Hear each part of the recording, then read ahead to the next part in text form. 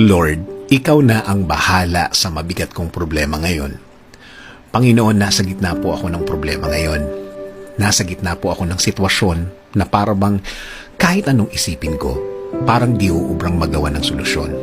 Parang ang pakiramdam ko, araw-araw, pabigat ng pabigat ang problema, Lord. Ngayon, Panginoon, hinihingi ko po ang inyong tulong sa aking kalagayan.